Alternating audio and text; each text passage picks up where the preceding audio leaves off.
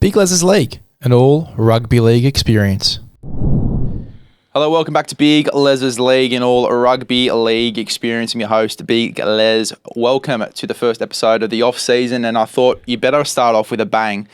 I've got the alleged 6'1" Reni Maitua. We sort of tested it at the door. I don't know if 6'1's really there. I'm 6'1" myself, so maybe 6 foot. Maybe we'll eye to eye. Definitely 6. Definitely above 6. I don't know. I'm not copping this 5'11" bullshit that I've been copping from Levels and yourself. I saw the comments in YouTube. Fuck, I thought I'd chuck a sneaky one on there and see if you'd see. I saw it. Oh, fuck. All right. Well, what have you been doing with yourself now, mate? Obviously you've got the cleaning business and everything like that, but just talk us through the last few months for yourself. Yeah, mate. Well, fell into this space, podcasting with BTFU and our man Aaron Macy. They Don't Want It is what the show's called. Mate, just been doing that. I'm actually looking forward to the season being over. I'm sure I can have a little bit of a break. There'll be some Pacific tests coming up. So that's keeping me busy at the moment. Try and watch as much footy as possible. Yeah. Obviously the cleaning stuff, and then we'll see where things go next year. So how did the cleaning stuff start? Where was that? How did you get into that? Well, I was actually lifeguarding Remy Council, professional lifeguard. Coogee, Maroubra, Clovelly.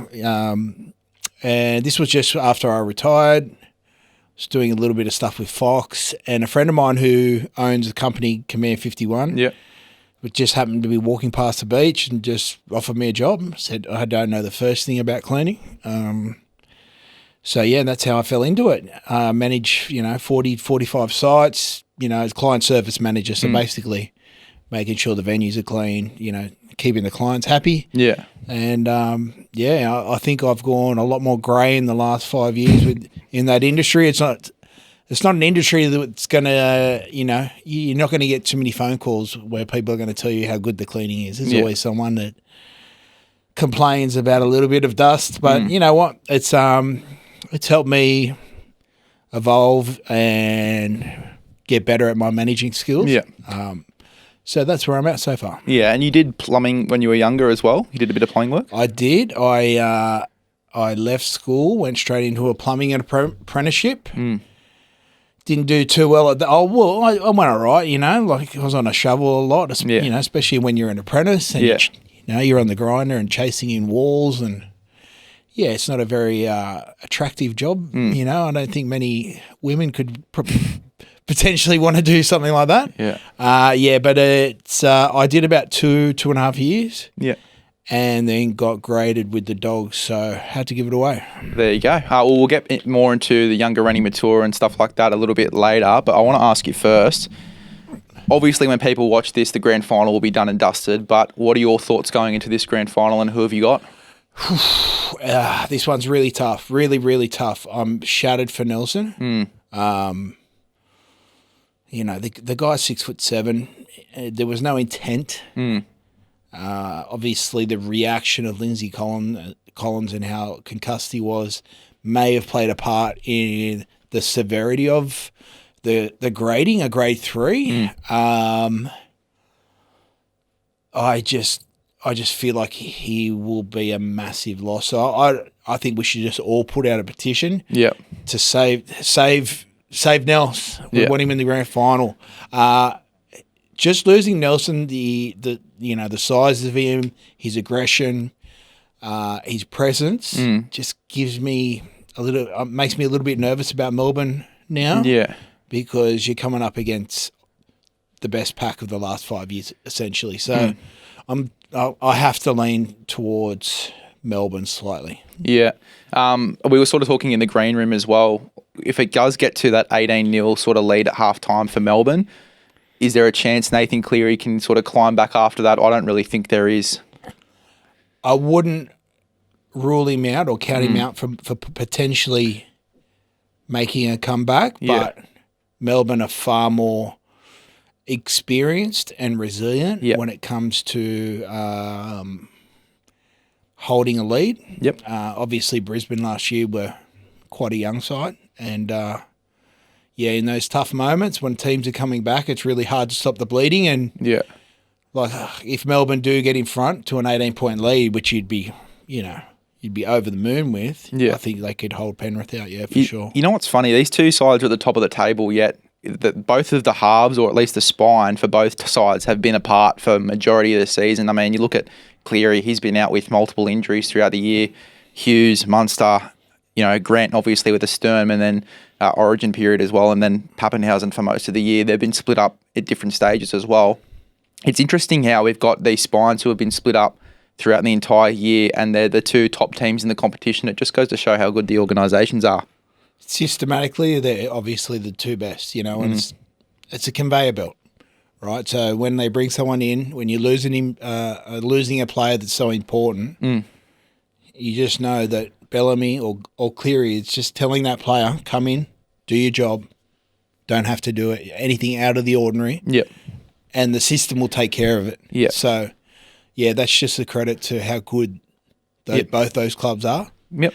And now we've got all the spine together. You know, it's I think personally, Jerome Hughes is the best player in the game right now. So Munster's, especially coming up off the back of that hip injury, he's been outstanding. And Luai and Cleary, like Luai especially, having to carry that team for most of the year, he's in great form. So this is, from recent memory, probably the most even and the biggest grand final we've seen in the modern era. Well, even the competition, how even that was. Like, it was a 3 or 4 horse race to get into that 8th spot between Newcastle, Canberra, Dolphins. It was a pretty even race. I think early in the season, the first half of the season, we also saw there were some other teams that could compete. Yeah. But as the season went on, Melbourne and Penrith just pulled away and just showed how much classier they are compared to the rest of the season. It's the longevity of the season that they seem to be able to stay consistent. Yep. Whereas all these other teams that we thought were going to compete all fell away at the back end of the season. They just didn't look like they were anywhere near Penrith or Melbourne. It looks like they're in leagues of their own at the moment. You could sort of say that maybe Melbourne are just above Penrith at the moment, just in terms of form and what we've seen from them all year and coming into finals. But it's definitely going to be an interesting grand final. Are you doing anything special? Nothing special. I'm sure I'll get together with friends or family, have a barbecue and watch the game. I'm really looking forward to this. I wish it was a day grand final. Yeah. I just really enjoy, like, thinking back to the 90s when you probably weren't even born. You weren't. No, I wasn't born. No, 05. The afternoon grand finals were great. Yeah. I'd love it to go back to day grand finals, but I'm sure with TV ratings and all that sort of things, that's why they put it on at night. But I'm looking forward to this one. It'll be a great grand final. Well, they just had the New South Wales Cup and Flegg and all that yesterday, but before we recorded this podcast. It'd be interesting to see if we could move that to the following week, and then you just have all of the games throughout the day and make a day of it on that Sunday. So there's no game this week before the grand final? I think it's the NRLW, but I think that's it, because they had the Cup, Flegg, and a few of the other younger competitions in the grand finals. Yep. So 02, we played before Roosters Warriors. Yeah. And I believe that. Yeah. So, it was like first grade, reserve grade. It could have been Flegg, I can't remember, but it was at Stadium Australia back then, which would have been, I think it was 100,000 people. Was it before? Anyway, there would have been 40,000, 50,000 just at our game in 02 in the reserve grade grand final. So I think that's not a bad shout, that. Bring these younger grades and just have them as curtain raisers for the grand final. Yeah, I think that would be grouse. I think it's going to be a good day regardless, or a good night. I'm so keen for this game, mate. It's going to be unreal. It's going to be a cracker. Absolute cracker. Can't wait.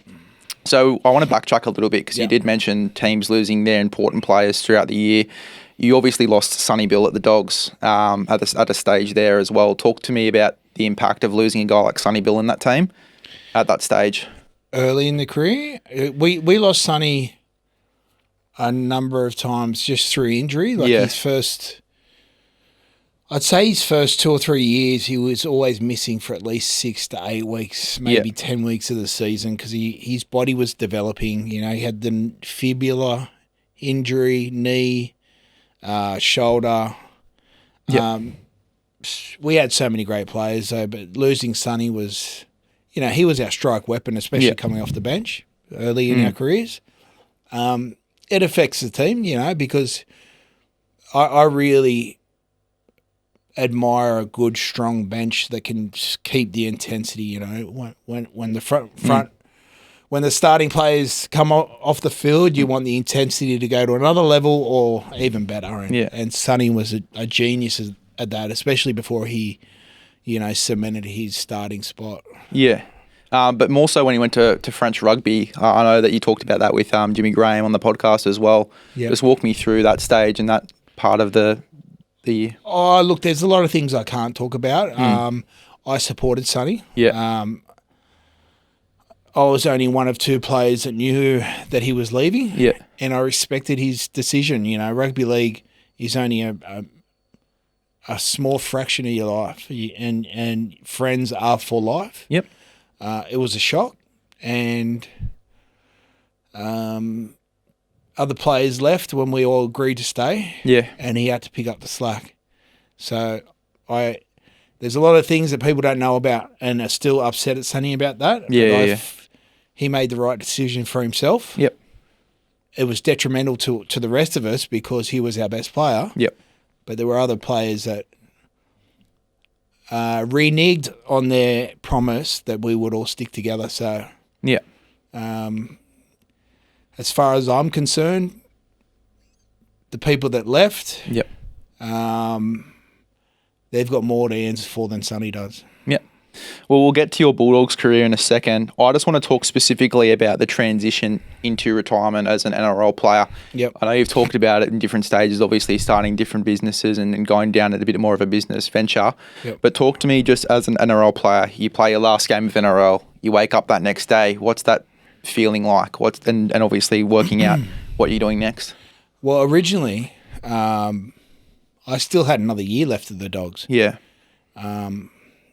The way Des was playing me was like I was playing off the bench, but he would only play 16 players. Yep. So the 17th player was like the 18th man. And like some weeks I was playing 7 minutes, 8 minutes, 10 minutes. Yeah. And it was driving me up the wall. Like I was furious that I would have to sit on a bench for so long. Especially when I knew the person in front of me wasn't. I knew that I offered more in the team than the person that was playing in front of me, and I'm not going to mention names. And when I came on in a semi-final against Manly, I think it was about the 65th, 67th minute, and I got up to go in the dressing room and get changed. I felt so disrespected, and I just thought, fuck you, I'm not playing. I'm going to go up to the dressing room, get changed, go home. Yep. Semi-final, my family's there, puts me on in the 71st minute. Obviously, I had a bit of a temper. By the time I got on the field, threw a punch, got sin-binned. Yeah. We nearly bow out. Lucky Trent Hocko kicked the field goal. Yep. And then, Des and I didn't really speak too much after that. We played Penrith in the prelim, and then South in the grand final 2-14. Yeah. 10 weeks before that grand final, I knocked on his door and said, look, Des, I don't care where I play next year. If I'm in reserve grade, I'd rather be in reserve grade than sit on a bench for fucking 70 minutes. I just want to I want to sort my life out after footy. Yeah. I wasn't drinking at that stage. I hadn't drank for a year. I said if I can be a good leader to the kids at the club, I'm willing to do that. And no worries, Reni. Happy with that. Yep.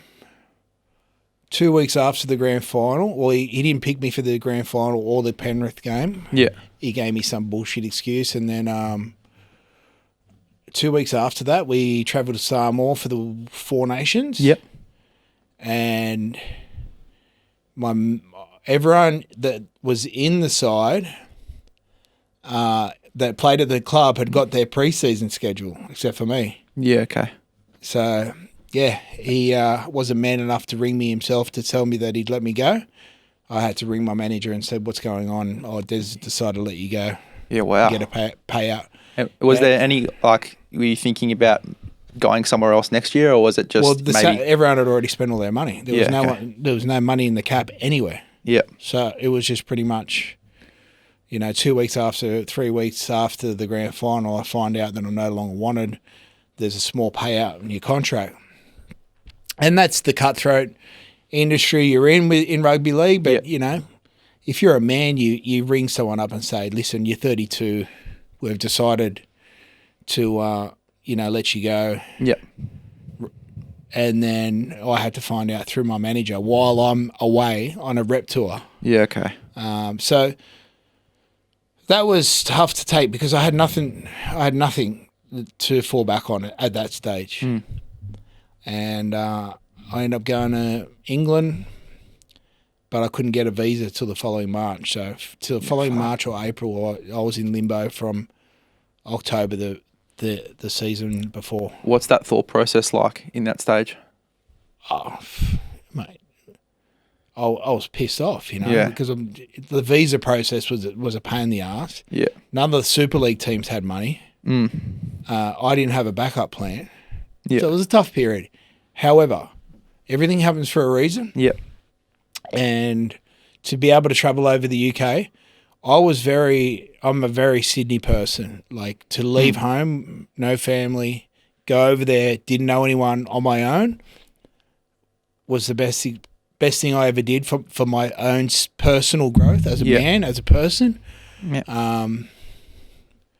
And look, as pissed off as I was with Des and the club, I got to experience, a good few years over there and meet some great people, get to travel and play.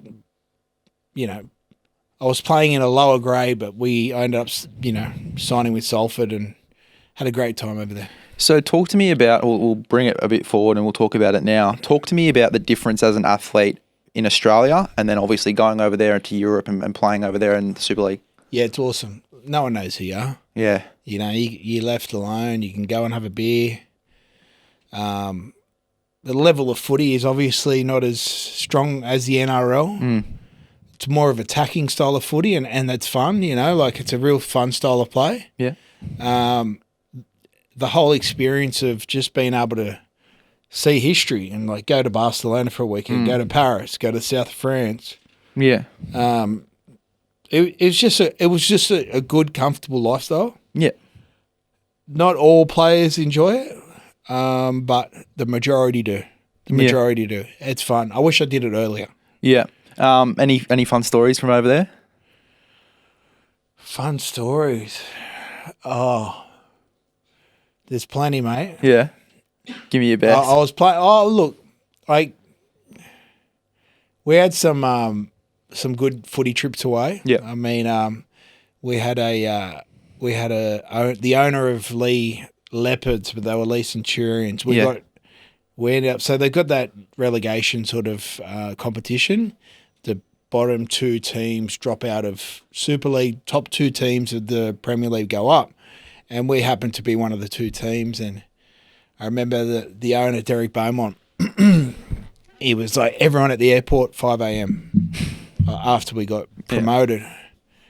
And he made the whole team do about 5 shots of tequila at 5 o'clock in the morning. We were in Portugal for 3 days. I don't remember one bit of it. Oh, fuck.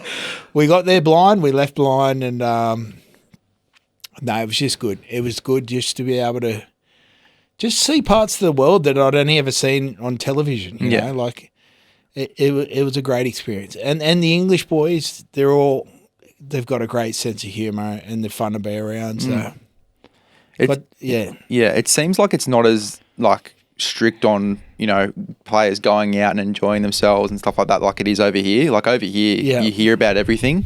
Whenever players go out and do something, there's always a story there. Whereas over there, it's just like. Well, it's only played in the north. Yeah. And, obviously the Premier League's the number one sport. Yep. They love their cricket as well. Unfortunately, I've heard some stories that they might be really struggling financially. But as I said, it's up in the north, and when you're living in the UK or you're living people think that the whole of the UK is just London, you know, like Yep. people in London don't know anything about Manchester. Yep. And when you're up that way, like the crowds are great. Like the actual rugby league supporters are fanatical compared to here. Yep.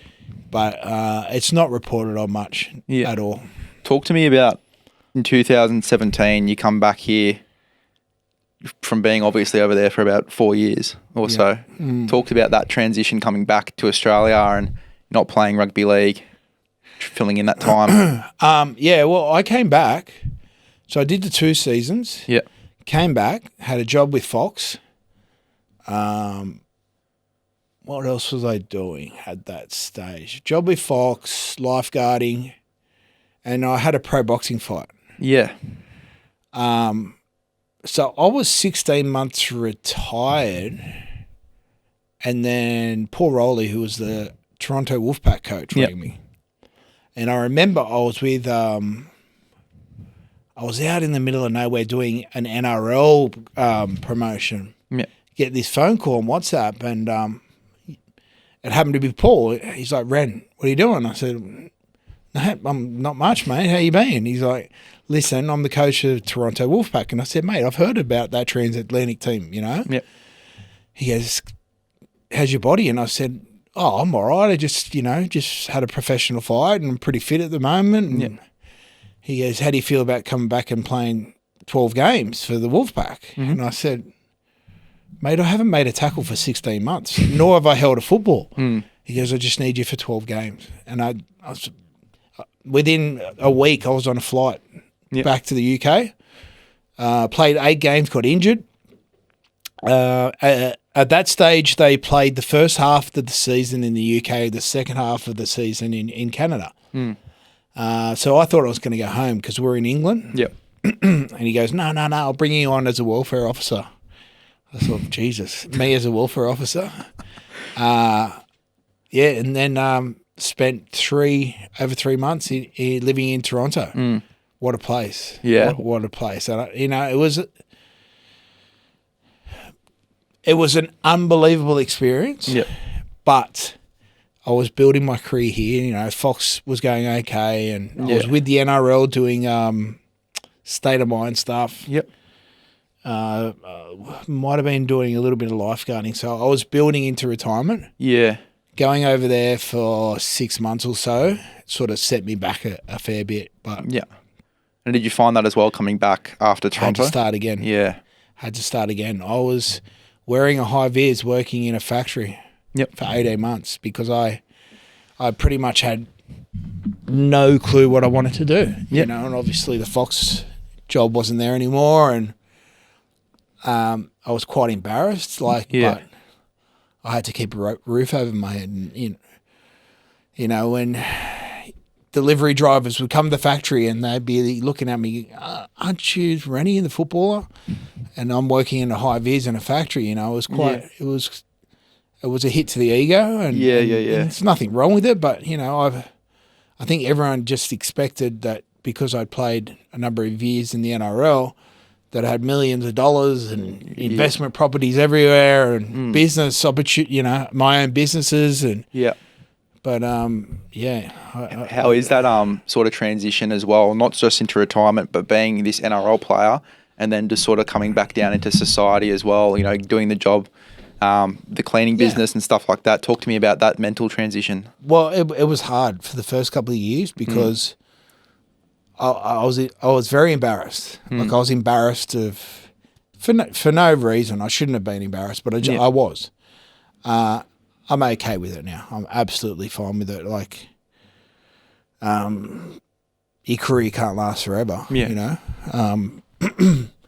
But yeah, definitely the first couple of years, I definitely sort of hide and wasn't comfortable with my progression in life after footy. But one thing I have to give credit for myself is that I didn't just sit in a room and try and take the easy way out. I went and worked, and I worked hard. And if it wasn't on a shovel, it was in a high vis in a factory, doing joinery. It it was what I had to do to survive. How important is that sense of routine as well, coming, into society as well, going from, playing NRL where you're training every day, there's always something on, to, coming back after football as well, and you're having to fill that time. It's the hardest part is just life skill. Yep. Learning to do your tax, to pay bills. I didn't even know how to book flights. I didn't know what an ABN was. Yep. Like simple life skills that all of my friends had 10, 15 years of experience that I didn't know. Yep. I'm still learning now. Yeah. As much as I don't, regret playing sport for a living professionally, it's set me back 10, 15 years in life skill. Yeah. Because everything was done for us. What to eat, when to train, tax done, flights booked. Yeah. Anything that was, buying houses. Yeah. Insurance, all that shit, that's the things that we have no idea about. We had, not in my era. Yeah. I don't know what it's like now. Yeah. But, yeah, definitely the hardest thing I found was life skill, like life skill away from sport. And you have to sort of pick it up quite quickly as well, because it's sort of I still haven't picked it up, mate. Yeah. It's hard. It's hard. And it was... That's been the hardest thing for me. Yeah. In retirement. I think you can definitely sense that with a lot of players in your era as well, coming out of retirement and having to figure that out. And you get the lucky ones that obviously do get to work with Fox and, have those media opportunities, but there are a lot of ex-players as well that just go back into society, get normal jobs, and you sort of don't hear about them as much as well. Absolutely. And one thing that we earn great money, right? Yep. Nowhere near compared to what they're making now, which is... I'd love a Reece Walsh contract. Yeah. I played in the worst era. Yeah. I missed Super League and I missed the new salary cap. Yeah. And our salary cap was like 3.4, maybe 4 million. Yeah. Right? The top players were getting 300 plus. Your average toilet's getting 300 now in today's game. Yeah. It's just the way it is. But one thing a lot of my group of friends had and still don't have is respect for money, because we always had it. We're spenders. Yeah. And now in retirement, we're still spenders. Yeah. Not all of us, but most of us. Yeah. It's just, and I still don't have respect for money. Yeah. It comes and goes. I grew up with no money. I always had clothes on my back and food in my stomach and got all the best things I ever wanted from my mum and dad. But I've just had this thing that we don't respect money. Yeah. Do you think that's something that should be taught to some of the younger players coming through? I'm sure it is. I'm sure it is. It was just, we get paid monthly and it'd be gone monthly. It'd be gone monthly, Yeah. As I said, you definitely sort of see that not just with athletes as well, but like people like who are acting and, doing media and stuff like that. It does become quite a habit when you're getting so much in, you just feel like you need to spend it. It's a necessity for sure. You walk into a shop and you go, I want that. I want that. Yeah. I want that. I want that. Yeah. Yeah.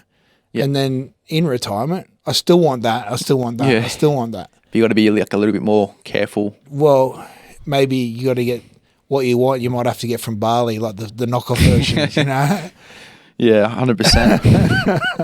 100%. So let's backtrack even further.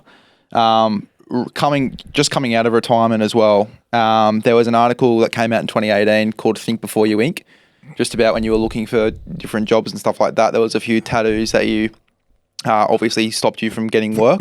Yep. Talk to me a bit about that experience. Yeah, look, I very impulsive, very erratic sort of behaviour. Like I went and got both sides of my neck tattooed, and all my tattoos were just under the influence. Besides my traditional tattoos, like every other tattoo I've pretty much got on my body inside my lip is from Bali. You know, and I've spent a lot of time in Bali. Yeah, and just having neck tattoos, like if you got a neck tattoo, I don't judge. Yeah, but it's the perception of having the neck tattoos. Yeah, and it's not me as a person, right? So once I retired, and I thought, I was so disgusted in myself for getting tattoos on my neck. Yeah. It's not who I am as a person. Yeah.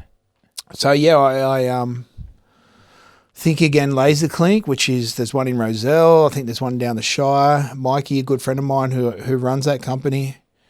I had a meeting with him, and yeah, I got the neck tattoos removed. And like I said, I don't have anything against tattoos, but in the corporate world or wherever you want to go, like no one's going to hire you on Channel 9, 7, 10, Fox. Yeah. When you got a big tattoo across, on your neck. Yeah. And that's where I wanted to expand my, professional employment, to be able to go into jobs that aren't going to judge me by having neck tattoos. Yep. So we obviously mentioned Fox before, but you've also obviously been with us from BTFU, and I was here, and then obviously now with Mace. You did Bloke in a Bar as well, and then obviously you work with Fox. Mm-hmm. Was media always something that you were sort of thinking about post-retirement, or did it sort of just come about? It just came about. It was just, can't remember exactly. Like, I first met Kempy with Bloke just after I retired. See, I'll get back to the whole podcasting. So when I first moved to England, I didn't have any TV. I only had YouTube. And and to this day, I don't watch free-to-air television. I'm all YouTube. I watch history. All my news comes from YouTube. Like, I'm obsessed with history. I love ancient history. I'm into my podcasts, Julian Dorey, Denny Jones, obviously Rogan, Jesse Michaels. There's like a lot of podcasters I listen to. But back then in 15, it was something I was really interested in. Like I thought, I'd love to do a podcast one day. Yeah. And, when I first came back, I flirted with the idea, did Bloke in a Bar, did that a few times. Yeah. But I never had the fucking balls to go and do it. You know, like just didn't go on, Yeah. Because I would have been before maybe Kempy if I went into it earlier. Yeah. But rugby league, especially with Fox and stuff, I don't find it hard talking about footy. It's something that I've played since I was 4 years old. So transitioning into podcasting now and doing the Fox experience, it's something I enjoyed and something I feel comfortable doing. Yeah. Like a game you played for so long as well, you sort of, and you know what, not to be disrespectful at all, but when I started doing the podcast with you and Darcy, I had no idea that yourself and Darcy could dissect a game the way that you do. Yeah. And it sort of was a bit of a shock to me as well. But you're so comfortable like talking about the game, and you've actually got a real good mind for the game as well. Oh, thank you, Les. You're welcome. So do you, mate. Thank you. Look, I think because I played half growing up as well, and then played back row as well, I know two different mindsets. Yeah.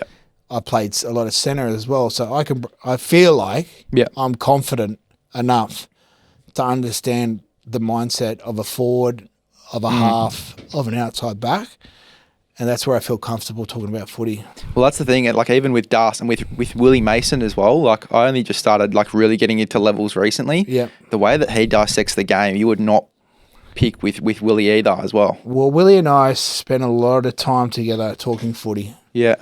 And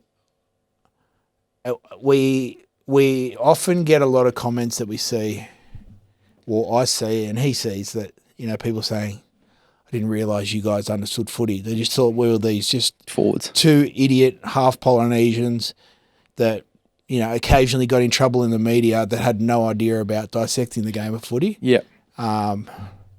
So, it's almost disrespectful and a compliment at the same time. Yeah. So we're both comfortable. If you sat there and listened to Willie and I speak about a game when we're watching it together on a Sunday or Friday night, there's definitely moments in games that we see that other people don't see. And it's good to be able to chat with him about it. Yeah, and like having that experience playing the game as well, and then getting used to some of those attacking combinations, defensive combinations, stuff like that. Having that experience as well, I think is really helpful in this sort of space as ex-players to sort of dissect the game as well. And especially if you can deliver it. It's all about, you want to speak to the punter. Yeah. But you want them to you don't want to use, I'll use Matty Johns and Cooper Cronk, for example, right? I can sit there and listen to them talk and completely understand what they're talking about. Yep. But their dialogue and their intellect and the words they use don't resonate with the average punter. Yeah. Right? So, and then that's just how smart their footballing brain is. Yeah. But they're only speaking to a certain audience. Yeah. You're not speaking to the person, the average punter would watch that and go, I don't know what the fuck they're talking about. Yeah. Well, even an example, like I only started playing and watching footy hard at 15, 16. Yeah. And when Willie Mason was talking about the 3-man and the 4-man and all that sort of stuff, I was just like, what the fuck are you talking about? Like, I have no idea what this means. Yeah. So getting to understand that a little bit more, like even I don't even understand it fully now, but like, I'm just a front rower, mate. But, getting to understand that slowly as well, it's been a bit of a mission as well for me. Well, sometimes I forget that when you're talking to, 4-man tights, 3-man, the 2-man should have jammed, pendulum. Yeah. When you start using that kind of dialogue, you got to wind it back and understand and explain what a pendulum is, and why players have to drop back on this tackle, and why this back row is attacking that defender. Yeah. That's why I like to break down moments. Yeah. But give the audience a better understanding of my explanation of why people are, or why footballers are doing the things that... Talking in punter dialogue as well. Punter dialogue, correct. Yeah, and I think that's really important as well, especially when you have those punters like myself who, haven't been engraved in the game for so long, and obviously other people as well who don't understand those things because they haven't been in those systems and stuff like that as well. Yeah, well, you got to understand that it's your audience are the ones, you're speaking to, and the ones that they're the ones that enjoy listening to you break it down. So you don't have to talk NRL dialogue all the time. You should be able to break it down a little bit easier sometimes. Yeah. Let's circle back right to the beginning. So what was it like growing up as Reni Maitua? Talk me through it. Fun. Born in King's Cross. My dad was a musician. Met mum in King's Cross. The cross started to get a little bit rough. Yeah. Mid-'80s. Yeah. So we decided we moved to Double Bay. I was in Double Bay, then we moved to Randwick, Maroubra, and then I ended up in housing in Daceyville. Yeah.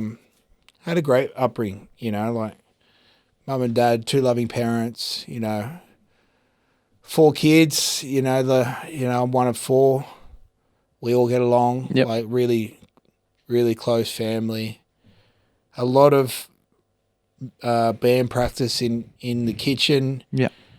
All the aunties, I'd call them aunties and uncles, but dad, no alcohol in my house. Yeah.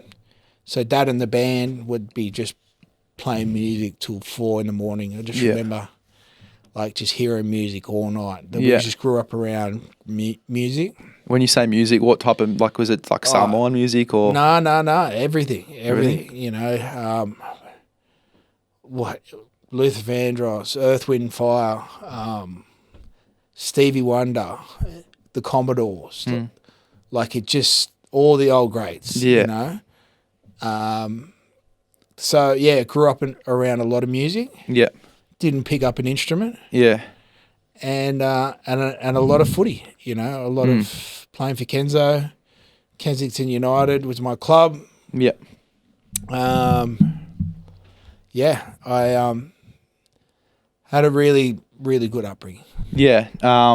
So talk to me about what that was like. Yeah, obviously had your dad in the music scene, but did that influence your style of music, or are you completely against that? Did you sort of look to find other genres? Completely influenced my music. Yeah. My taste in music. I love all the old greats. There's one thing that we had you wouldn't know, long player, record player. So we'd have the big, and dad had hundreds of records. Yeah. Man, now that Dad's gone, my siblings and I are fighting over Dad's records because there's some greats there. Yeah. So yeah, I still listen to all the old greats. I love it. Love all the old music. Yeah, and I don't get into the music these days as much. You know, I think my last generation of music would be the early 2000s. Yeah. Anything after that, I'm not really into. Yeah. But yeah, my go-to would be definitely all the old classics. It's actually funny. I bought one of those Bluetooth record players ages ago. Anyway, I ordered "Ready to Die" by Biggie. I ordered that in to come to my house. Anyway, they sent me the wrong one. They'd sent me some Led Zeppelin album, and I was filthy. Haven't touched it. Like, I've just been playing off my phone with the Bluetooth. I have not touched it because I just don't know any Led Zeppelin. Not a fan. Yeah, right. So just to backtrack a little bit, my older sister, she's 7 years older than me. Yeah. I'm second. We had NWA on long play, which is like the first gangster rap. Yep. Like, just shocked everyone. And we'd have it on the record player at home. Yep. And he's like, I'm probably like 8 or 9. My sister's 15. And this is us just like banging out gangster rap. Yep. And then we had my brother and sister on lookout. Dad's home. So we'd have to run, get the record out, put it away, because if he heard us listening to gangster rap back then, we all would have copped a hiding. So yeah, that NWA was probably outside of the old classics. Was like the first time I got introduced to hardcore gangster rap, and I'm Tupac. I like Biggie. I'm Tupac. You're a Kendrick fan, aren't you? Look, mate, I'm all the olds. Like, All Eyes on Me is my favourite album. Yeah. Doggy Style, Snoop Dogg's Doggy Style album is like probably number one. All Eyes on Me and Doggy Style, probably my two favourite albums. Yeah. Yeah, so if I'm going to listen to rap, it's generally from the 90s. You don't like anything that's like new? Is there anything? I don't mind it. You know, I listen to a little bit of Kendrick. I like Kendrick. I think he's a genius. Yep. I used to I didn't mind Drake until Kendrick just destroyed his career. I was a big G Unit fan back in the day. Yeah. Yeah. That's my go-to. Yeah. UB40. Love UB40. I have no idea who that is. Fuck, do yourself a favour. They're reggae. Yeah. And I always thought they were from like Jamaica or something like that. Yeah. They're from Birmingham, England. Oh God. Yeah. And they are best reggae band ever. Yeah. In XIII I was into. That was through my sister. I don't mind 660 now too. LAB. I'm into a lot of my New Zealand music. Fu. There's some great Kiwi bands that I love to listen to. Catch a Fire. Yeah. Are you quite organised with your music? Like, do you have like different playlists for different moods or like different genres, or is it all just crammed into the one thing? Cramped into Mate, one. I'm the same. It's disgusting. I've got like 700 songs on one playlist, and I just keep adding. I just I won't have them back to back. I'll put on the skip list, so it just keeps going to different songs. So. Like the shuffle play? The shuffle play, sorry. Yeah, that's the one. Mate, it's bad because we like I add all the new songs on, and then it will recognise that I like the newer songs, and it won't play the older ones anymore. So I have to scroll through like 700, 800 songs. Mate, it's like a whole thing. It's disgusting. First world problems, though. I know, mate. I know. So yeah, obviously a bit of an influence from your old man in regards to music, but you do like obviously gangster rap and stuff like that as well. It's quite interesting to sort of to find that out as well. Yeah, it's you don't appreciate it when you're a kid, but just to grow up around music, yeah, you know, it I think everyone can agree that a good beat or a good song could just, you know, some old classics could just change your whole mood. Yeah, right. You could be just driving along, got the shits, traffic's bad, and then a banger comes on, and it just changes your whole mood. It does, you know? So good. I love my music. Yeah. Yeah. So music, a big part of it growing up. Did growing up around your mates in Maroubra or anything like that, did they sort of have different tastes that you sort of got influence from as well? Well, actually, yeah, I got into punk rock as well. I went and saw, and these are bands you wouldn't know of either. Pennywise, NoFX, Bad Religion, Sprung Monkey. You know what my first concert was? Was Limp Bizkit. Yeah, I didn't mind Limp Bizkit back in the day. Fred Durst. Yeah, mate. Yeah, I walked out of that first concert completely deaf. Like it was hectic at Fox Studios. They had a big concert on, and you were just in the mosh pit. Saw my year 6 teacher in there as well. It was the best. He was getting thrown up in the air with a plastic cup in his hand. No way. And I was like, "Oh, hey, sir," and he's like, "Oh, shit." Yeah. I went and saw Blink 182 when they played before Pennywise. Yeah. This is like year 2000. My favourite ever surf movies is a movie called Good Times. Yep. And they did a tour, like a soundtrack tour. And Pennywise was the main act. And this little known band, Blink 182, was the band before. Yeah. And then obviously they blew up. So, yeah, I was into my punk rock as well. Many different genres, mate.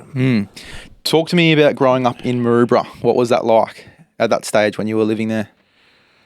Good.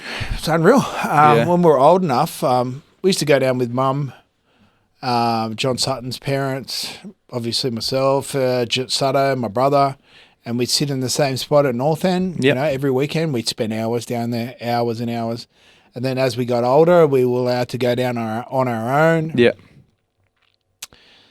Joined the board riders, met a lot of the older boys. It was good, you know what? You just and if at least my parents knew where I was. All the time. Yeah. If I wasn't at home, I was at the beach. Yeah, we got up to no good, and there's a lot of things that we were exposed to at too young of an age, like that most kids probably weren't exposed to. Yeah. But to be at the beach, to surf, to hang out with your friends, to chase girls, like what more could you want? How important for you was the surf? Just as a little bit of a still escape? Is. Yeah. I don't get to surf as much. My knees no good. It's so cliche, but only a surfer knows the feeling. Like to be out in the water with your mates, good waves, no phone. I get really competitive in the water as well. And it's for your mental health, it's just, and for your fitness, everything about surfing is what everyone needs in their life. Well, not too many people, because now you got that many fucking kooks that try and surf and don't know the rules, and don't know the etiquette. And Maroubra in the 90s, like, you wouldn't come to Maroubra and disrespect. You knew who the locals were, or you get dealt with. Like, now there's just so many people there, and I appreciate people coming to surf. Like, I appreciate that they want to learn how to surf. But they need to understand the etiquette of surfing. It's dangerous. You got to understand that there's people that surf at that beach for a very long time. There is if you paddle out and you're not from a beach, there's a pecking order. You just wait for the last wave. A local will always get the first wave. But now surfing in Maroubra, it's just so busy. It's really, really, really busy. That it's not worth losing your temper over it. It's just very frustrating in the water. That's why I go to the wave pool now. Pay my $100 and surf out at Homebush. Who would have thought that'd be surfing in Homebush one day? You get 10, 15 waves, you go home happy. Yeah, exactly. I used to surf when I was younger, but I don't know what it was, but I just stopped for a while. But I only surfed in Ulladulla, Mollymook, that area. Molly. Yeah, my dad loves it as well. So golf course or just the beach? Just the beach, just there, or some of the beaches like just up a bit. If I had a choice to move anywhere, it'd be Ulla. Yeah. Pretty much grew up down there, Bendalong, Mollymook, Ulladulla, Tabourie. It's a lovely area, eh? it's just the best. You know, Bendalong's my favourite beach break in the whole of Australia. You know, it's expensive down there now. But all my holidays were down the South Coast. My dad's the same. Like, he's adamant. He goes, when all of you boys grow up, I'm going straight up there. I'm going to buy a farm near there, and I'll be up there for the rest of my life. Mate, if I had enough money to retire, I'd move down there for sure. I love the South Coast. Sussex Inlet, like, I think I had my first trip to Sussex when I was would have been about 10. Yeah. And every holidays, me and all my mates would all go down. Yep. Love it down there. It's so good, so good. Obviously, part of growing up was at Maroubra, but you also had that Marcellin, those boys as well, and Braith. Talk to me about those boys and growing up with Braith and a lot of that crew. Yeah, look, I kind of, like, there was a crew of us, but they weren't from, like, they didn't hang in Maroubra. Yeah. I've known Braith since I was 5. Braith and I are more of a, we're best mates, but it was more sport. Yep. It was either we competed against each other or we played in the same rep teams together. Yep. So I don't have a whole heap of Marcellin friends, school friends. Yep. It's probably a handful that I still, like, I wouldn't keep in contact with. Yeah. But majority of my friends are through the beach, and a few that I actually grew up with from a really, like, young age that I stayed close to. Yeah, I was a Marcellin boy as well. Was Mark Wolford there when you were there?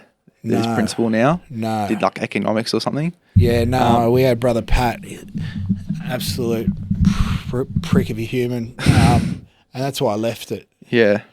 End of year 10. It just wasn't for me. I'm not Catholic. I only went there for sport. I don't agree with that. Well, it's funny because a Catholic school, obviously, but my mum and my mum's side of the family are all atheists as well. So it's like, I'm agnostic, but like, I grew up Church of England, Protestants, but it was a very very weird transition for me to go from a public school to a Catholic school and then not know anything about the Catholicism and prayers, and, you know, I didn't know anything about that. Yeah. But I ended up leaving end of year 10. I ended up going to South Sydney, and that's where I belonged. Talk to me about Braith and yourself, the influence you had on each other throughout your NRL career as well. Well, just from a young age, like, he wanted to be better than me and I wanted to be better than him. Like, he was playing for Morris Brothers. I was Kenzo, and then he went to Maroubra. I was still with Kenzo. We would have played in 5 or 6 grand. I think we played against each other in at least 5 or 6 grand finals. Yeah. I think, you know, it was pretty even in the end. We played New South Wales together in rugby union. Yep. And then I kind of started veering away from footy. Yeah. He was, like, all in. Yeah. And then we didn't sort of connect until we played at Canterbury together. And was he a big reason, like, because he was obviously doing very well in that system, was he a big reason as to why you sort of wanted to get back into it? He's the only reason. Yeah. From a competitive standpoint, you know, like, my life was going one way. Yeah. And he was really excelling in first grade for the Dogs. He was quite young. One game in particular, he was playing against Manly. He set up 4 tries, scored 1. And that was the sliding door turning point for me, where I went, I'm going back to the game.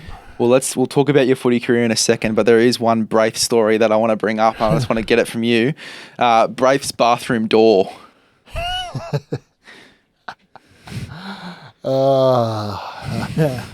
So, I'm pretty shy, believe it or not. I think we might have been about 12. And Braith lives in Malabar. I can't believe you're bringing this story up. And Braith was like, "Oh, we've got some girls coming over." And I was like, "What?" No, I was like 12, like 11, 12. And I was just so shy. And then we get the knock at the door, and I bolt into the bathroom, like, to hide from these girls. And banging on the door, and the door comes flying open and just smashes me in the forehead. And it was your mother. Yeah. It was your mother, Catherine. She opened the door, hit me in the head, and I had like my first sort of interaction with females, and I've got an egg, like a massive egg on my forehead. So, yeah, I'm glad you brought that story. It's funny because she told me, she was like, "Oh, you got to bring up this story on the podcast for sure." It was hilarious. Yeah. And you were sitting on the lounge in an ice pack. An ice pack, yeah. Already shy about meeting these two girls. Oh. And so make sure you thank your mum for that. We'll do. Let's get back into footy. I think I've got a big overall question for you in regards to the footy. We're not going to get into this side too much, but obviously you were in and out of the game at stages throughout your NRL career for different reasons. Yep. During those periods, what's the biggest lesson you learnt during that period that you'd love to give to a younger player that's coming through the ranks now? You got to be all in. Yep. You can't just dip your toe in sport, in any sport. Yep. You've got to be all in. You can't just. You got to be the ultimate professional. Yeah, you can have fun, but don't tip your toe around what it takes to be an athlete. Yep. Because the game will find you out at some point, you know. Early in my career, I had so much success, you know, rep teams, grand final, rep, grand final. Like, you know, in the first 5 years that I quickly forgot what got me to that point. Yeah. And then it all fell away when my social life took over my professional life. Yeah. I just think that's the number one rule. Like, just be all in. Be all in. Yeah. You know, because the game will find you out very quickly. Yep.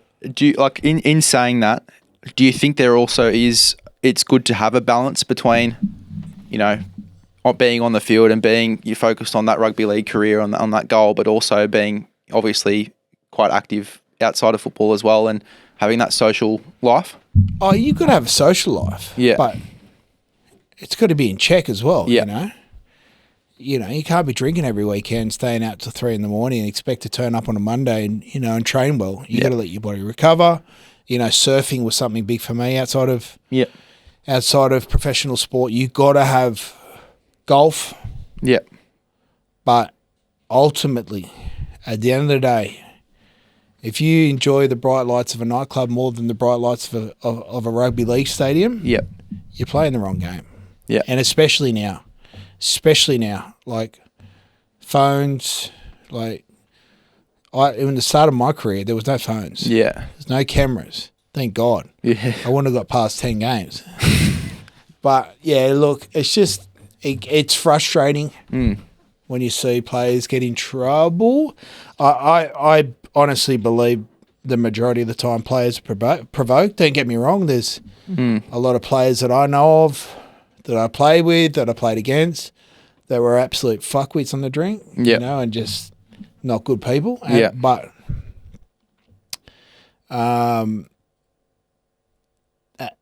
it's about being a good person and being professional. Like, leave a legacy. Earn as much money as you can, because you like 10-year career, it ain't that long. Yeah. You know, just be all in. Yeah. Let's get into a bit more junior, like just in your younger days as well. South's junior, but you didn't go for South, did you? No, I was a Rooster. Bit controversial Dad was a Rooster supporter. Yeah. He loved Hugh McGahn, so that's how I fell into it. Like, Freddie was my favourite player. I used to make the boys come to the SFS to watch Freddie play. When we'd catch a bus and go to the SFS, go watch Freddie play. I was a Canberra supporter as well, but everyone was in the 90s. Yeah. You know, everyone loved the Green Machine. But yeah, like probably mid-teens, it was Roosters. Yeah. And then lining up against Freddie in a grand final, like... huge. It was surreal. Like, it's just someone I've watched through my whole teens, and now I'm starting in a grand final, I'm looking at Freddie Fiddler. Yeah. Like, it was crazy. Talk to me about that that sort of transition as well, going from playing in those, you know, Harold Matts and, Jersey Flegg, and then you're obviously playing the big leagues, you're playing in the NRL against people you've watched on TV for so long. Talk to me about that feeling. I didn't play Matthews. I didn't play ball. Yep. I played 1 year of Flegg. Got signed as a Flegg player at Dogs. Yep. Didn't play Flegg there. Maybe one. I went straight into reserve grade and then into first grade. Yeah. And that's where I think parents need to understand that if your kid doesn't make Matthew Shield, SG Ball, Flegg, it ain't over. Yeah. Parents put so much pressure on these kids to think that they've made it if they played Matthew Shield. Yeah. Or if they played SG Ball. Yeah. Yeah, it's a good stepping stone. You know, you're learning good habits. You're learning to be fit. But, you know, some kids don't develop until they're 19, 20 as a man. They don't mature. Yeah. As a person, like physically. Yeah. That I kind of get annoyed when parents put so much pressure on a kid to make Matthew Shield. And I did a bit of coaching with Matthew Shield. Yep. In the last few years. I did the first year with South with Sutto, great kids. And then I did a year with the Dogs a few years ago, Matthew Shield. And the level of entitlement. Yeah. And I'm quite soft, but like I'm not a confrontational person until I lose my temper. I don't mean that. I was like, I'm just like I'll take a lot for me to get angry. Yeah. Mate, I could have killed at least half of those kids who just thought they had a bit of a strut and that they made it because they had a Canterbury shirt on. Yeah. Just different times, you know. I'm not being bitter about it. I just thought things have changed big time, you know. And to me, I don't care if you're an Australian schoolboy. I don't care if you've played Shield. I don't care if you've played ball. I don't care if you played Flegg. It matters when you play first grade. And there's no like, you can play first grade at 23, 24. Yeah. You know what I mean? You play first grade when you're ready if you're committed. Yeah. So I didn't play Matthew Shield. I didn't play SG Ball. Yeah. I came back when I was ready, and that happened to be Flegg. Yep. Did you feel like just before, obviously, the parent dobbed you in about being too young for maths? Was there that sense of pressure for yourself? Did you feel like you needed to make that side at that stage? Oh, at that stage, I loved footy. Yeah. And that there was two things. So back in can't remember exactly. So there was two things that stick out in my mind that really hurt. Yeah. Like my first sense of rejection. Yep. We played in what was it called back then? It's like a New South Wales state comp. Yep. And there was an under 11 state comp. Yeah. And an under 12 state comp. I just happened too young. I was too young. I was young for year 6. Yeah. And they picked a squad, a New South Wales trial squad. Yeah. And they picked 3 kids in the whole state from under 11s. Yeah. And they picked the rest from under 12s. And I was one of the only kids in the whole state under 11s to go and trial for this New South Wales side. Yeah. And then we went and stayed in Narrabeen for a week, and, you know, Mark Asdeer was there and all these players. And I didn't make that team, and that really hurt. Yep. Like that. I remember being really upset on the way home in the car. Just that was my first sense of rejection, you know, like that I wasn't good enough for something. And then the second one was obviously Matthew Shield. You know, like to get picked in a Matthew Shield side, being a year too young as well. Yep. And then a parent complaining, and then the coach ringing mum and saying, look, Reni's eligible next year. Let's just give him another year. Yeah. That was another form of rejection. Yeah. That I took hard. And that's probably like back-to-back rejections kind of went, you know what? Not for me. Not for me. Yeah. So that's when I had a bit of a break from the game. And talk to me about coming back for Flegg. Talk to me about that. How did that decision come about? South went in the competition, and that was the sliding door moment when I saw Braith doing well. Yeah. I just thought, just go back and trial with this Flegg side. Made the team. We were awful. There was no first grade. There was no pathway. Like there was nowhere to go from Flegg. Yeah. Darren McCarthy, Bob McCarthy's son, was a coach. Yep. And he rang up Canterbury and said, well, we've got this kid here, like, that might be worth having a look at. Yep. They went and saw Braith. Mark Hughes went and saw Braith and said, hey, I heard you know this kid, Reni. Yeah. He goes, yeah. And they sent the scouts, and Sharks offered me a contract. South offered me a full-time contract because they were coming back into first grade in 2002. Yep. And the best fit for me, I think, was to go to Canterbury because I needed to get out of my comfort zone, and Yep. it was the best decision I ever made. So I haven't really heard this question being asked about going from Sydney to Canterbury, but talk to me about rolling into Canterbury from obviously living near the beaches, living in Sydney, going to Belmore. What was that like? I was definitely 5 degrees hotter the further west you went. Yeah. I was working as a plumber. I'd catch a bus to the city, trained to Belmore, get absolutely flogged, like some of the sessions we did, and I can still think of it. And like even the first day I walked in, all you could smell was like just sweat, old rusty plates, like weight plates. Yeah. Just hearing the noise of a plate, ting, ting. Okay.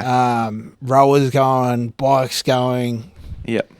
People dry reaching, like it was Shit. It was like shit.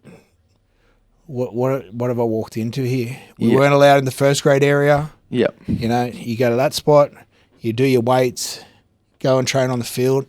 I get back on a train, bus home.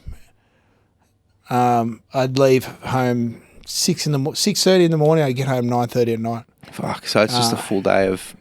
Just go work and then work as a plumber. Yep. And then go do my training in the afternoon. And I'm really proud that I stuck that out. Yeah. Because there was a lot of players that were earmarked to be the next big thing that didn't turn up. Yeah. Wow.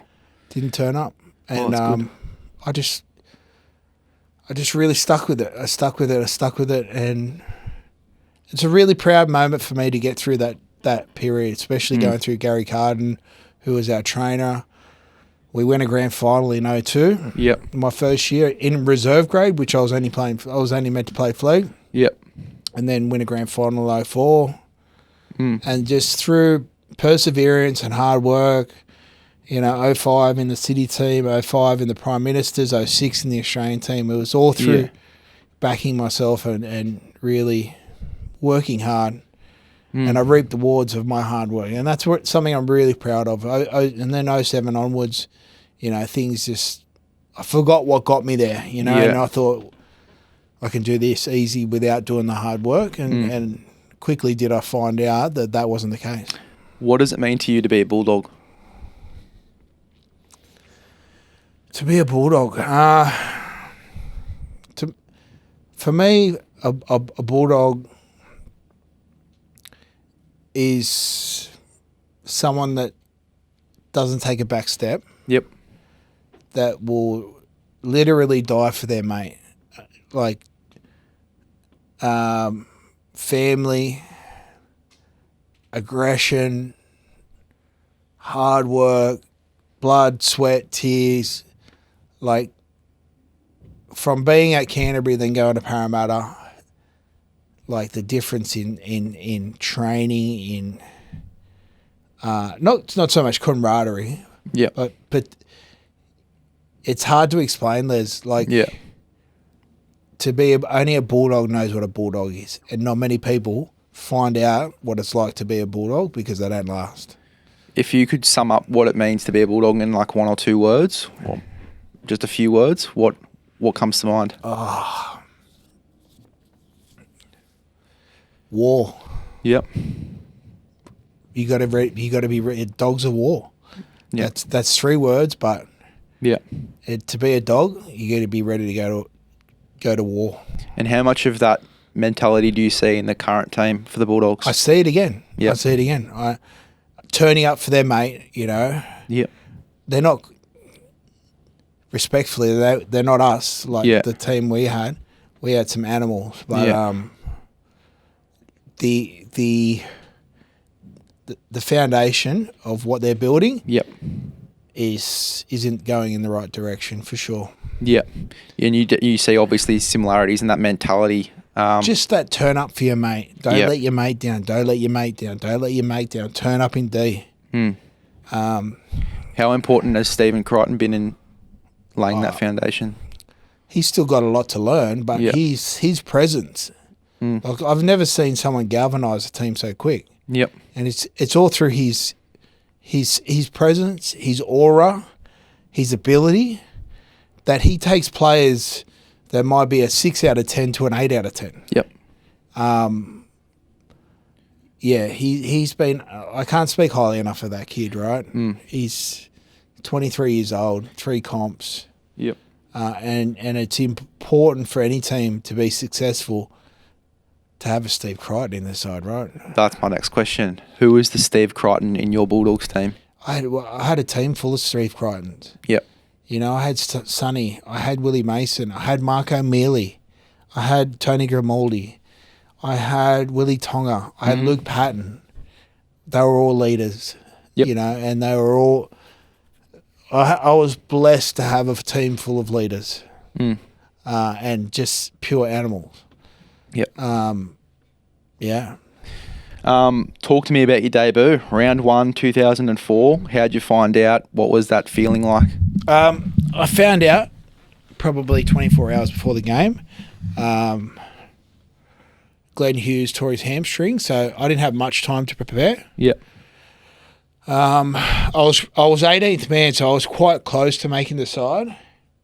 I don't remember too much of the game. I think I only played the last 15 minutes or something. Yep. Round 2 was like more of my debut. Braith got his injured early in the game, and I played 5'8" most of the game. So I think that's where I gave maybe Folksy a bit of a selection nightmare, because I was able to do a job at 5'8", and he was like, "Oh, hang on, I played him in the centres in the trials. Now he can play 5'8", and he can play back row." So where is he going to fit into? No, his it's just, I think I just had a utility value. Yeah. And I didn't actually. Where did you play coming through the grades, like through Flegg and that? Where was Flegg? I played 6. Yeah. Did I play 6? No, I played mainly back row. Yeah. Had a bit of 6. Yeah. Growing up, I played half. I was tiny. Yeah. And then I think I didn't start playing back row till it was probably maybe Flegg. Yeah. Yeah, because I didn't play ball or anything, so I was more of an edge back row. What was that? What was that process like for yourself, switching into the back row from the halves? Yeah, I loved it. Yeah. I loved playing back row. Like, I don't know, I just like being a wide running back rower, and I think if I had to do my job to hit a line that hit a line, Yeah. I was happy to do that. Yeah. But I'd love to get the ball early and play like a second 5'8" as well. Yeah. I used to like trying to link with my centre or try and hit the winger with a bit of a long ball, which wasn't quite expected from back rowers. Yeah. Now that the game's so robotic and so structured, you know, the back rower pretty much has hit inside the 3-man, sometimes run an outline on the 3-man. Yeah. Or sometimes give him the ball early and he'll play a block play. Yeah. I enjoy ball playing as a back row. Do you feel like the back row position is harder now or easier now than what it was when you were playing?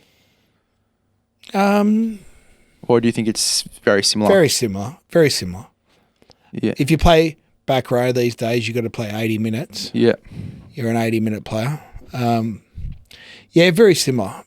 Very similar. You know, the game has a lot more effort areas compared to when we played. Like, but I don't see too much difference in the back rows these days than when we played. Is that where you think you'd fit in if you were to, come through in today's game?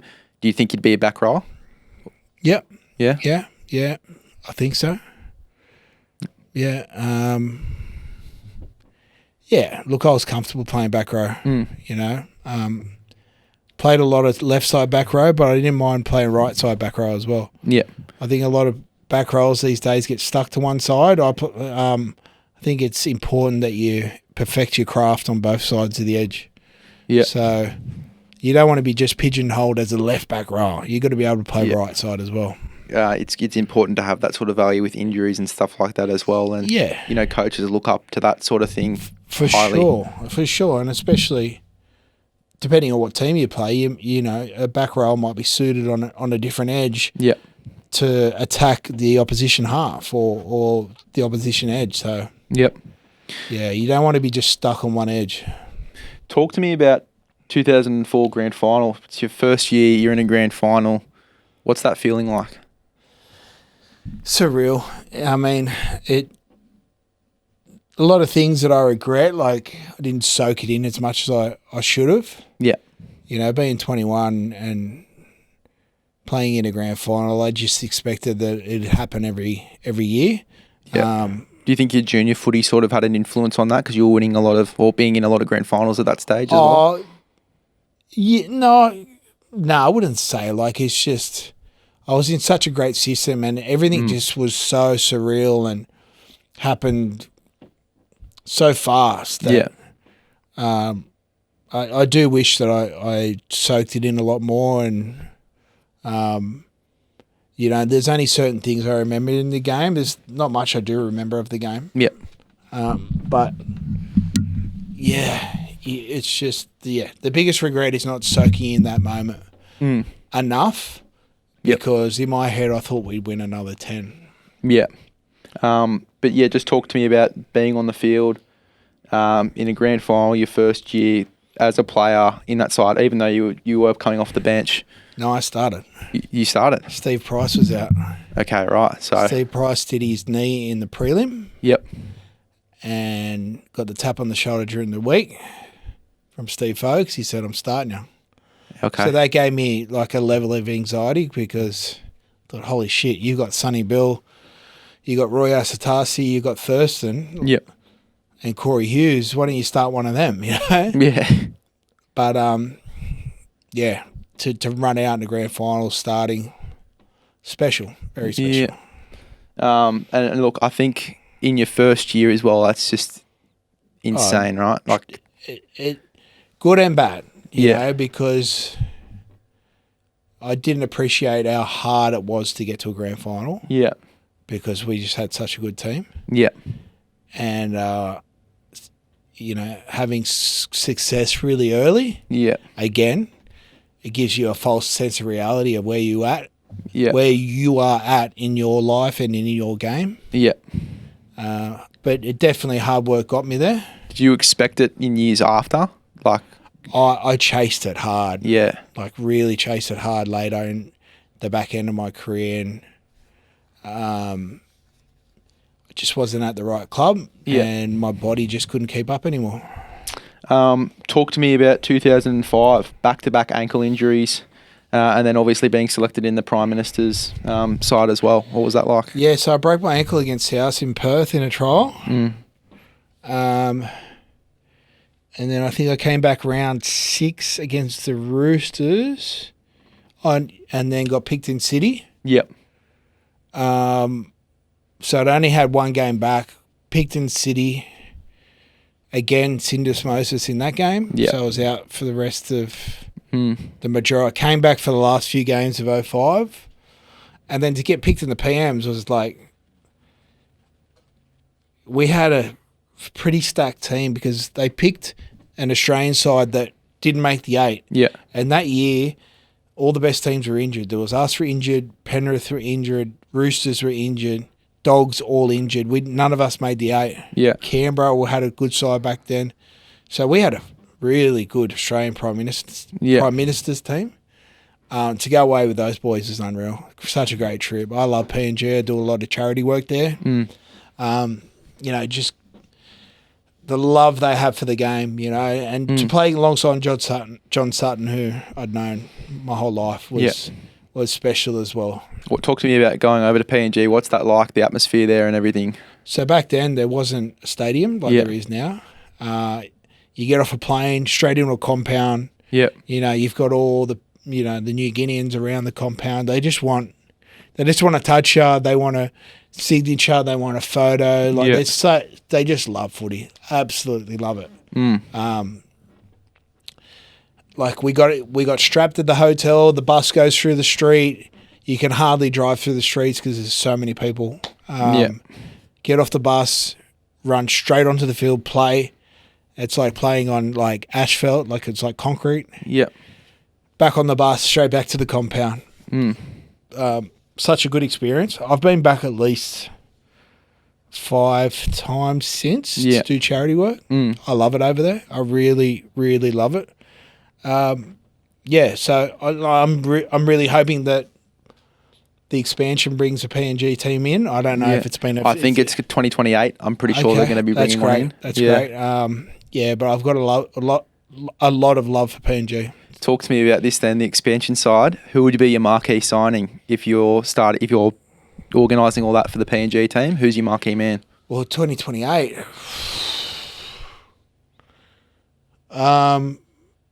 Jesus, I'm not too sure. Maybe throw the book at Cleary because he'll never leave his father. But, I'm sure they'd have some... I think they spoke about their tax or something, that they wouldn't have to pay tax or something like that just to try and get that marquee signing. God, you'd love that. Look, Reece Walsh probably, someone like that.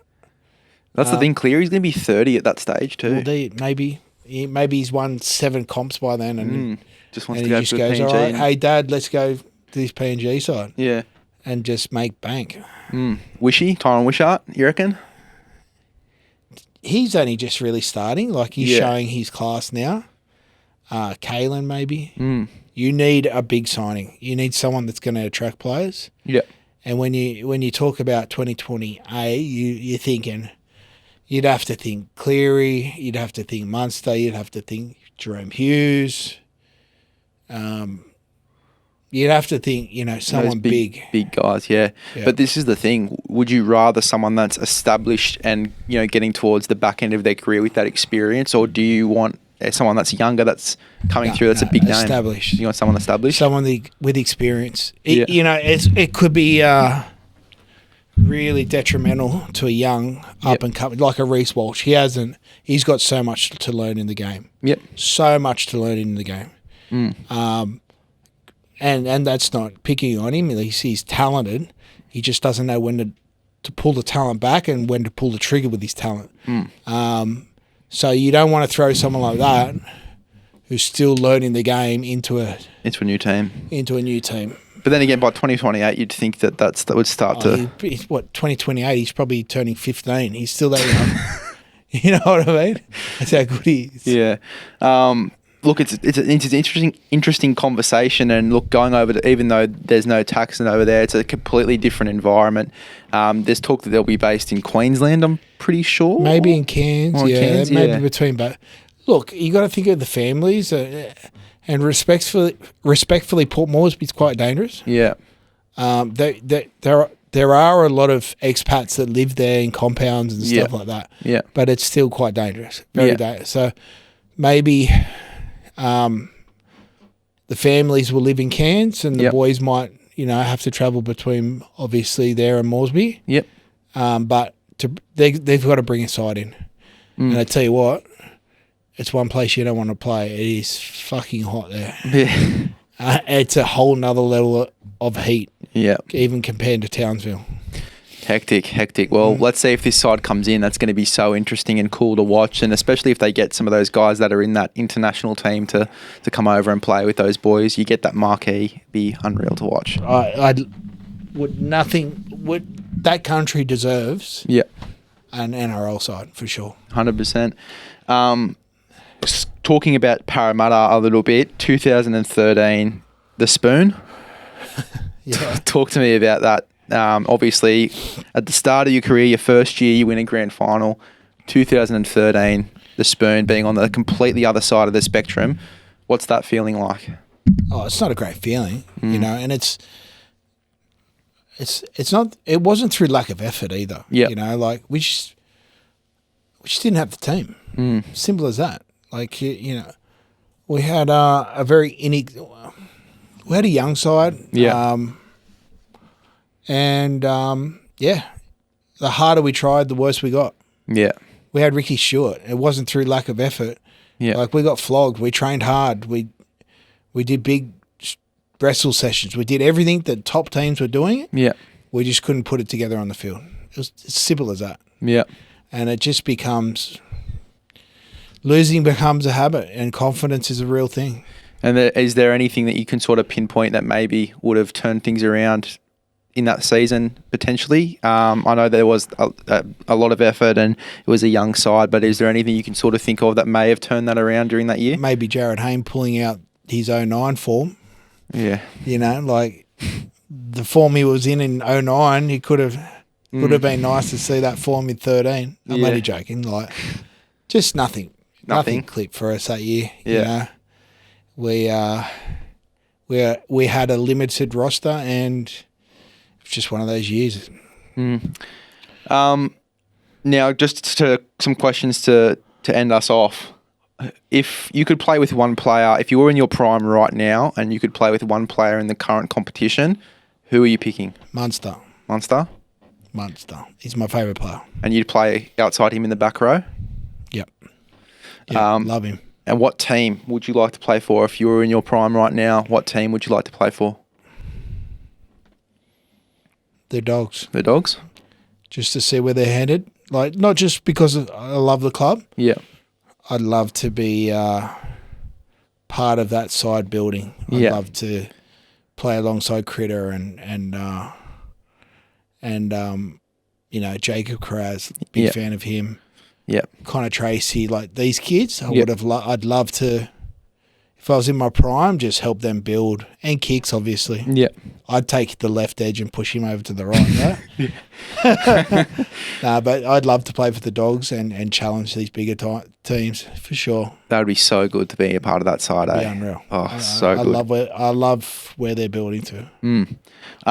Who is your smoky for the Kangaroos in the Pacific Championships? I think Mitch Kenny will get in. Yeah.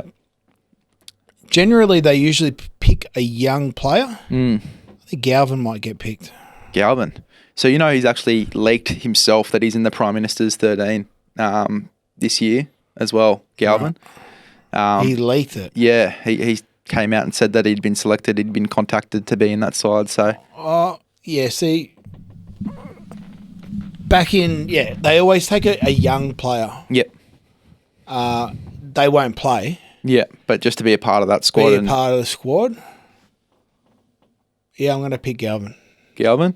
And then Kiwis, is there anyone that comes to mind there? Smokey? Yeah, Smokey. I don't care. You don't care? I'm an Aussie, mate. What about Jack Howarth? Yeah, I'm a big fan. Huge fan of that kid. I've been talking a lot about him this year. Originally a back rower. Yep. Scored a great try on the weekend. Yeah, I'm really... You throw him into the centres?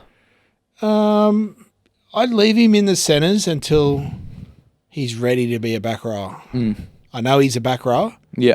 But I'd leave him in the centres for the time being.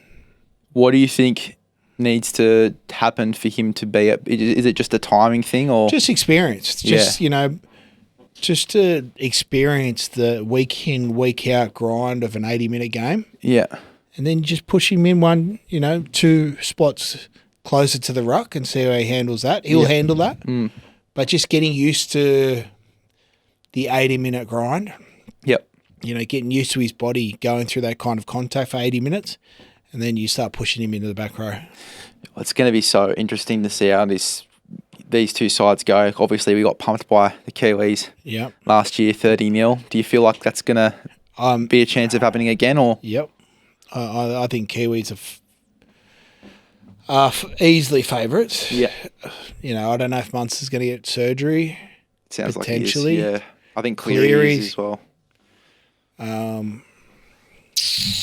Edwards. Who would be our front rowers? It's a good one. There you go. If Payne Haas is available, but I don't even know if he's available because he's done his Liz Frank. So Lindsay Collins and Cotter, Paddy Carrigan maybe. Who would you in with these two 13s between Isaiah Yeo and Paddy Carrigan? Who would you push into the front row out of those? Isaiah Yeo. Yep. And you'd have Paddy as a 13, or either or. I mean, it's worrying for me that I can't even pick a front rower right now. I know. You know, Lindsay, respectfully, has been getting belted the last 6 weeks. Yeah. And he ain't running through Fisher Harris, Leota, Nels, if he plays, obviously with the suspension. Joey Tapine, Tapane. Sorry. That pack is just insane for New Zealand. Yeah, Leo Thompson coming through as well. Neem. We're in trouble. We are. It's going to be very interesting. I've really enjoyed this chat, mate. It's been great just to learn different things and, music-wise, just that sort of thing as well. Like, it's cool to just know the little details in your life as well. It's been great to have you on. Thanks, Les. I'll send you a playlist. Can't wait, mate. Spotify collab. Yeah. Spotify jam. We'll get it started. Let's do it. Sounds good. There you go. That's the first episode of the off season. Make sure you click below and subscribe. Become a part of the big LEZ'S League community. We're also on Spotify and Apple Podcasts.